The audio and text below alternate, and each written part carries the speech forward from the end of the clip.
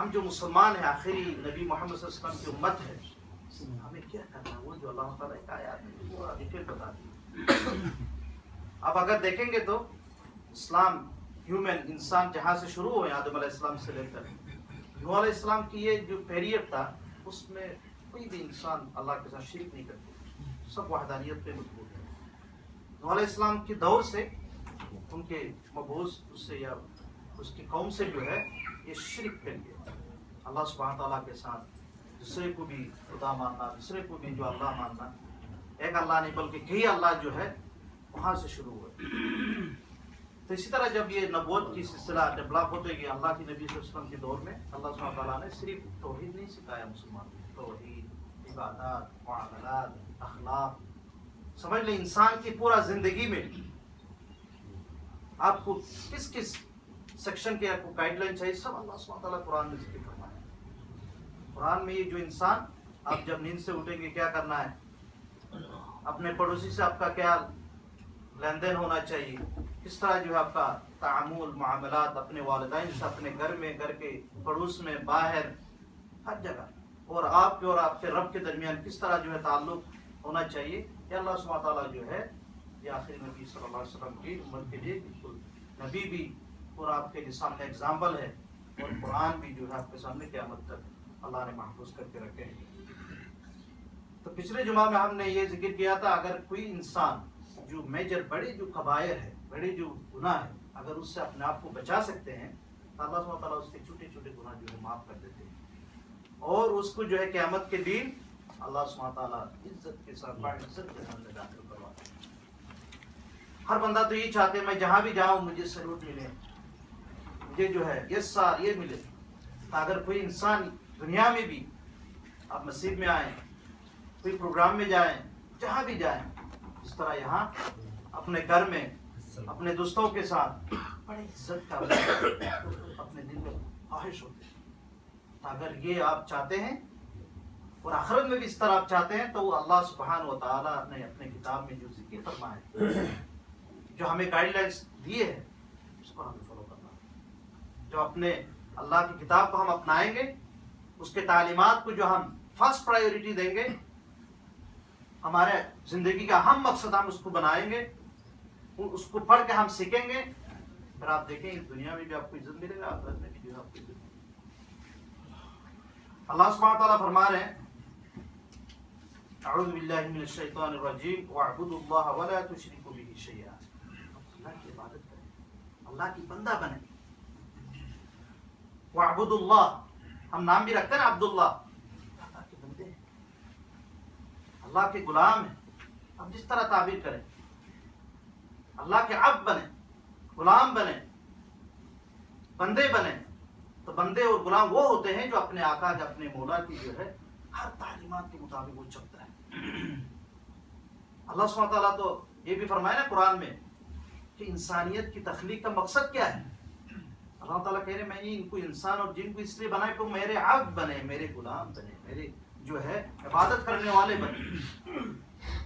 میں نے جو گائیڈ لائنس آدم علیہ السلام سے لے کر محمد صلی اللہ علیہ وسلم تک نبیوں کے تھرو جو ہے کتاب کی شکل میں نے جو میسج بھیجا ہوں، جو گائیڈ لائن دیا ہوں، اس کو جو فالو کرنے والے ہیں اس کو کہتے ہیں عبد، بندے۔ تو اللہ سبحانہ تعالیٰ آیات میں یہ مطالبہ کر رہے ہیں جو آپ اللہ کی بندے بنیں۔ اللہ سبحانہ تعالیٰ نے کیا چیز آپ کے لیے رکھے ہیں، بتائے ہیں، اس کو آپ ضرور سیکھیں، اس کے مطابق عمل کریں۔ وَلَا تُشْرِكُوا بِهِ شَيْئًا، یہ شرک جو نوح علیہ السلام کے دور سے جو شروع ہوئے، کیونکہ شروع میں تو سب اللہ تعالیٰ نے آدم علیہ السلام کو کریٹ کیا، لوگ بھی کم تھے، وہ تو اللہ کو یاد رہا، جتنے نسل، کوئی نسل کئی، پھر کس نے بنایا۔ آج کل تو ہم سامنے بھول جاتے ہیں، والدین کو بھول جاتے ہیں، کمیونٹی کے جتنے احسانات کو ہم بھول جاتے ہیں۔ تو اللہ تعالیٰ آپ کو جو پیدا کیے وہ تو انسان کو اللہ تعالیٰ نے بنایا بھی اس طرح، انسان کو کمزور بنایا، بولنے والے بنائے، اور انسان کو دو برین میں جو ہے ان کی کیپیسٹی یہ بھی ہے، وہ برے کی طرف بھی جاتے ہیں، اچھے کی طرف بھی جا سکتے، اس لیے انسان کا لیول بھی اعلیٰ ہے، درجات بھی بلند ہے۔ جیسا کہ پلین جاتا ہے نا بہت اسپیڈ سے جاتا ہے، اس میں رسک بھی دیا تھا، اگر ایکسیڈنٹ ہو گیا تو پھر یہ گیا۔ لیکن اتنے اسپیڈ سے جاتے ہیں آپ کو جو ہے مسافت جلدی ختم کر دیتے ہیں. پھر اللہ تعالیٰ کہہ رہے ہیں وَلَا تُشْرِكُوا بِهِ شَيْئًا، اللہ کے ساتھ شرک کو ختم کرو. ایمان ایک اللہ پر ہونا چاہیے، وحدانیت، توحید، بلیو ان ونس آف اللہ، کہ کوئی بھی اور گاڈ نہیں ہو سکتا، کوئی انسان یا کوئی بڑے سپر پاور، صرف اللہ سبحانہ و تعالی خالق مالک اللہ ایک ہی ہے. نہ چاند گاڈ بن سکتا، نہ سورج، نہ سمندر، نہ پہاڑی، نہ کوئی انسان، نہ کوئی جن، نہ کوئی فرشتے، یہ سب اللہ کے مخلوق ہیں، نہ کوئی انبیاء. اللہ ایک ہے. وَبِالْوَالِدَيْنِ إِحْسَانًا، اس کے بعد اللہ سبحانہ وتعالیٰ کہہ رہے ہیں اپنے والدین کے ساتھ اچھی سلوک کرو. اللہ کی توحید آپ کے دل میں آ گیا، پھر بعد میں جب گھر سے ہم نیند سے اٹھتے ہیں والدین کی تقریب میں، والدین سے اچھا سلوک کرو، والدین کا حقوق ادا کرو. قرآن میں دوسری جگہ یہ بھی فرمایا وَلَا تَقُلْ لَهُمَا أُفٍّ وَلَا تَنْهَرْهُمَا، کبھی اف بھی نہیں کہنا. والدین آپ کو اتنے تکلیف دے رہے، اتنی تکلیف دے رہے ہیں، آپ کے دل ہو مجھے والدین نے بھیجا کہ اتنی تکلیفیں بھی مجھے اٹھانا پڑ رہے ہیں، اف بھی نہیں، الفاظ یہ بھی نہیں نکالنا، ان کو ڈانٹنا بھی نہیں، زجر بھی نہیں کرنا. جب تم اس دنیا میں آئے تھے کس نے تمہیں، اللہ سبحانہ وتعالیٰ ڈائریکٹ ہر بندے کو تو آدم جیسے نہیں پیدا کر رہے نا، والد والدین کے علاوہ تو ایک سسٹم رکھا ہے. والد والدین کے تھرو سے ہمیں اس دنیا میں آنا پڑتا ہے. جب آپ ہاسپٹل میں پیدا ہو یا گھر میں پیدا ہو، کس نے آپ کو سنبھالا؟ والدہ اور والد نے جو آپ کو جو ہے کیا ہے. آپ پورا دنیا میں آپ کی جتنی دولت، اگر پورا ہر چیز آپ دیں گے، پھر بھی والدین کی اس بچپن کے ایک پل کا بھی جو حقوق ادا نہیں ہوگا. اس لیے اللہ سبحانہ تعالیٰ کہہ رہے ہیں میرے ساتھ ایمان صحیح ہو گیا نا، توحید، پھر والدین کو پہلے احسان. وَبِذِي الْقُرْبَى، پھر اس کے بعد جو آپ کا جو ریلیٹیو ہے، جو قریبی جو رشتہ دار ہے، اپنے بھائی ہے، اپنے بہن ہے، اپنے خالہ ہے، اپنے چچا ہے، اپنے دادا ہے، اپنے دادی، یہ جتنے رشتہ دار ہیں والد والدین کے علاوہ اور قریبی جو رشتہ دار ہے، اس کے ساتھ بھی اچھا سلوک کرو، حسن سلوک کرو. بغض عداوت نہیں، دشمنی نہیں.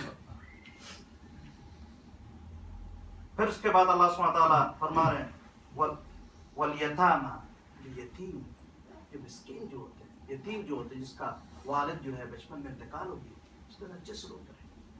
ہم تو یتیم کو کوئی اہمیت بھی نہیں دیتے، لیکن جب اللہ کے نبی صلی اللہ علیہ وسلم کے بعد آتے ہیں نا، اللہ کے نبی بھی تو یتیم تھے، اس کو تو یاد کرو، وہ بھی تو بچپن میں یتیم تھا. اب اگر کسی یتیم کو جو احانت کر رہے ہیں، یتیم کو جو عزت نہیں کر رہے، یتیم کو ریسپیکٹ نہیں کر رہے، یتیم کو حقوق ادا نہیں کر رہے، یتیم کے ساتھ حسن سلوک، اچھا احسان نہیں کر رہے، سمجھ لے وہ کہاں جا رہے ہیں. آپ کے جو آخری جو نبی ہے پورا دنیا کی، وہ بھی تو یتیم تھا. اللہ سبحانہ وتعالیٰ نے اس طرح کیا تاکہ لوگ ان کی اہمیت سمجھیں. وہ مہاجر بھی تھے، وہ یتیم بھی تھے. والمساکین، اور مسکین جو نیڈی، جس کو ضرورت ہے، چاہے تو اپنے لیے ضرورت ہو، چاہے اس کے کنٹری کے لیے ضرورت ہو، چاہے مسجد کے لیے ضرورت ہو، چاہے مدرسہ کے لیے ضرورت ہو، چاہے دین کے لیے، دعوت کے لیے، اس کو آپ فلفل ادا کریں. اللہ سبحانہ تعالیٰ آپ کو توفیق دیے،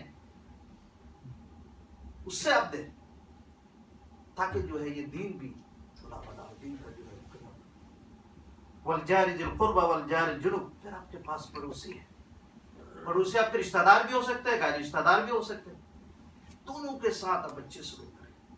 پڑوسی کو ناراض کر رہے ہیں، آپ چاہتے ہیں میں جنت میں جاؤں گا، والدین کو ناراض کر رہے ہیں، کہتے ہیں میں جنت میں جاؤں گا، مسکین یتیم کو ناراض کر رہے کہ میں جنت میں جاؤں گا. اللہ تعالیٰ اس لیے وہ دکھا رہے ہیں ان کے ساتھ اچھے سلوک کر کے آئیں. حدیث میں تو آتے ہیں اگر کسی نے جو ہے والدین کی ناخوشی میں وہ انتقال ہو گیا، والدین ان کے اوپر ناراض ہے، جنت حرام ہے ان کے لیے. لوگوں کو جنت نہیں ملتا. جنت ملنے کے لیے جس کے گود سے جس سے جو ہے آپ دنیا میں آئے ہیں، جس کے وسیلہ سے دنیا میں اللہ تعالیٰ آپ کو لے آئے، تو خوش کرنا چاہیے. وَابْنِ السَّبِيلِ وَمَا مَلَكَتْ أَيْمَانُكُمْ، پھر مسافر ہے، ایک مسافر ہے بھیا، اگر ٹریولر مسافر چند دن کے لیے آپ کے ساتھ یہاں آتے ہیں، ان کے ساتھ اچھے سلوک کریں، اچھے برتاؤ کریں. اور دوسرے جو ہے آپ کے جو ملکیت میں، اس ٹائم پہ تو غلام باندھی کا بھی تو اس دم نہیں ہے. آپ کے کوئی خادم ہو گیا, کوئی نوکر ہو گئے ہیں, آپ کی فیکٹری میں کام کر رہے ہیں, آپ کی کمپنی میں کام کر رہے ہیں, اس کے ساتھ اچھے سلوک کریں, ان کو خوش رکھیں. پھر اللہ سبحانہ تعالیٰ کی خوشی آپ کو جو ہے ملے. پھر اللہ سبحانہ تعالیٰ فرما رہے ہیں ان اللہ لا یحب من کان مختالا فخورا, جو تکبر کرنے والے, فخر کرنے والے جو لوگ, اس کو اللہ سبحانہ تعالیٰ پسند نہیں.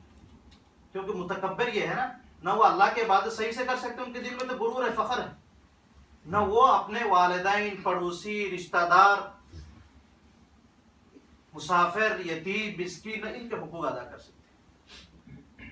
وہ تو فخر میں, تکبر میں رہتے ہیں. یار میں تو بہت اچھا بندہ, مجھے کیوں خرچ کرنا ہے, میں تو اچھا بندہ, مجھے کیا اچھے سلوک کرنا ہے. اس لیے اللہ سبحانہ تعالیٰ متکبر کو, تکبر کرنے والوں کو پسند نہیں. جس کے دل نرم ہوتے ہیں, ہمبل ہوتے ہیں, یہ سب چیز جو ہے وہ یہ سب کر سکتے ہیں. اللہ سبحانہ تعالیٰ سے دعا کرتا ہوں, اللہ سبحانہ تعالیٰ سے ہمارے دلوں سے تکبر, فخر کو جو ہے یہ لے جائیں, اور ہم سب کو جو ہے متواضع, اچھے مومن, اچھے مسلمان بنائیں.